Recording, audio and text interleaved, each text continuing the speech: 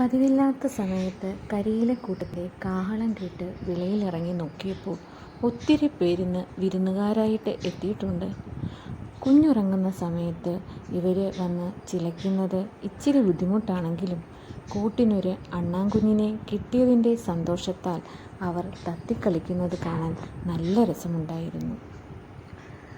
ഈ കൊച്ചു കൊച്ചു സൗന്ദര്യങ്ങളാണ് എൻ്റെ സമയം പോക്ക്. അതുകൊണ്ട് ഞാൻ അത് എൻജോയ് ചെയ്ത് കണ്ടുകൊണ്ടിരുന്നു. എന്തായാലും കുഞ്ഞിനെ ശല്യം ചെയ്യാതെ അവർ തത്തിപ്പെറുക്കി നടന്നു.